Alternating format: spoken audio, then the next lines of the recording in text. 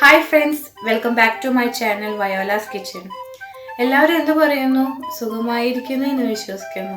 ഇന്ന് നമുക്ക് വളരെ സിമ്പിളും വളരെ എളുപ്പവും ഉണ്ടാക്കുന്ന ഒരു റെസിപ്പി ഉണ്ടാക്കാം. അതായത് എഗ് ബുർജി. പേര് കേട്ടുമ്പോൾ പേടിക്കൊന്നും വേണ്ട കേട്ടോ. വളരെ സിമ്പിളാണ് ഇത് ഉണ്ടാക്കാനായിട്ട്. വളരെ കുറച്ച് ഇൻഗ്രീഡിയൻറ്റ് കൊണ്ട് ഉണ്ടാക്കാവുന്ന ഒരു റെസിപ്പിയാണിത്. അപ്പോൾ നമുക്ക് നോക്കാം ഇത് എങ്ങനെയാണ് ഉണ്ടാക്കണേന്നുള്ളത്. ഈ എഗ് ബുർജി 2 or 3 പേർക്ക് സെർവ് ചെയ്യാൻ പറ്റുന്ന ഒരു റെസിപ്പിയാണ്. അപ്പം ഞാനിവിടെ ഇതിനകത്ത് എടുത്തിരിക്കുന്നത് 4 മുട്ട, ഒരു തക്കാളി കുഞ്ഞിതായിട്ട് അരിഞ്ഞത്, ഒരു സവാള കുഞ്ഞിതായിട്ട് അരിഞ്ഞത്, പിന്നെ വേണ്ടത് 2 വെളുത്തുള്ളിയാണ്, ഞാൻ ഇതുപോലെ കുഞ്ഞിതായിട്ട് അരിഞ്ഞിട്ടുണ്ട്, പിന്നെ 3 പച്ചമുളക് ഇതുപോലെ ചെറുതായിട്ട് അരിഞ്ഞത്, പിന്നെ കുറച്ച് മല്ലിയില, പിന്നെ ഒരു 1/4 ടീസ്പൂൺ ജിഞ്ചർ പേസ്റ്റ്. ഇനി നെക്സ്റ്റ് എന്താ ചെയ്യേണ്ടതെന്ന് വെച്ചാൽ ഒരു പാൻ ചൂടാക്കി അതിലേക്ക് ഞാൻ എണ്ണ ഒഴിച്ചിട്ടുണ്ട്. നിങ്ങൾക്ക് വേണമെങ്കിൽ ഇതിനകത്ത് നെയ്യ് ഒഴിക്കാം, അല്ലെങ്കിൽ ബട്ടർ ഇടാം. ഇപ്പം ഞാനിവിടെ ഒഴിച്ചിരിക്കുന്നത് വെളിച്ചെണ്ണയാണ്.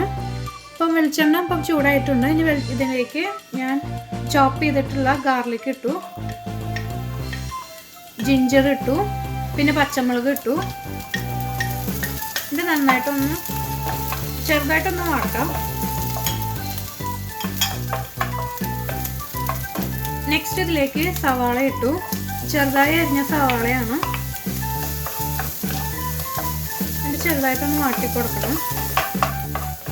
ഒത്തിരി അങ്ങോട്ട് ഒന്ന് വാടണ്ട, ചെറുതായിട്ടൊന്ന് വാടിയാൽ മതി.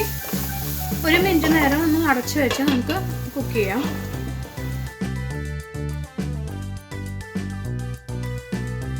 നെക്സ്റ്റ് ഇതിലേക്ക് നമ്മൾ തക്കാളി ഇട്ട് കൊടുക്കുവാണ്.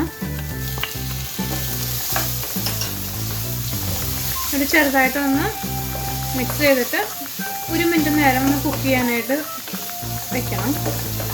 അപ്പം അതിനുവേണ്ടി ഞാൻ ഇച്ചിരി നേരം അടച്ചു വെച്ച് വേവിക്കുവാണ്.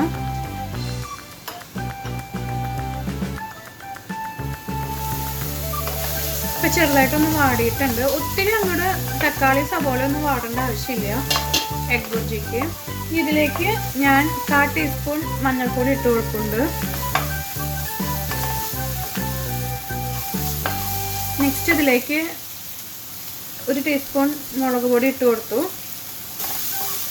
നെക്സ്റ്റ് ഇതിലേക്ക് 1/2 ടീസ്പൂൺ ഗരം മസാല ഇട്ട് കൊടുത്തിട്ടുണ്ട്.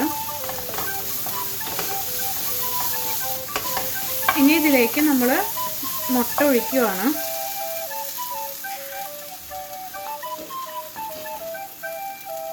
മുട്ട കുക്കാവുന്നവരെ കുറച്ച് നേരം അടച്ച് വെച്ച് വേവിക്കണം.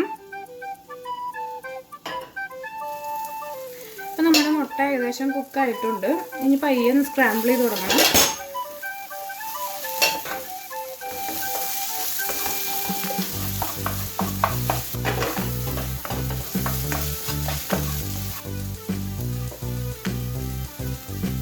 ഉപ്പൊന്ന് അഡ്ജസ്റ്റ് ചെയ്തിട്ട് ഉപ്പ് ആവശ്യമുണ്ടെങ്കിൽ ഇച്ചിരി ഉപ്പ് ഇട്ട് കൊടുക്കണം. നന്നായി സ്ക്രാമ്പിളായി കഴിഞ്ഞിട്ടുണ്ട്. ഇതിലേക്ക് നമ്മൾ മല്ലിയില ഇട്ട് കൊടുക്കുവാണ്.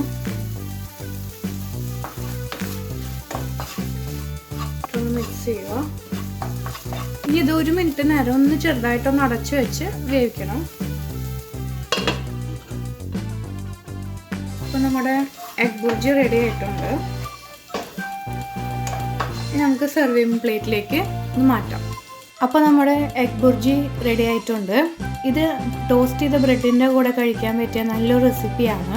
വളരെ ഈസി ആയിട്ട് ഉണ്ടാക്കാവുന്ന ഒരു റെസിപ്പി. അപ്പോൾ ഇതെല്ലാവരും ട്രൈ ചെയ്ത് നോക്കണം.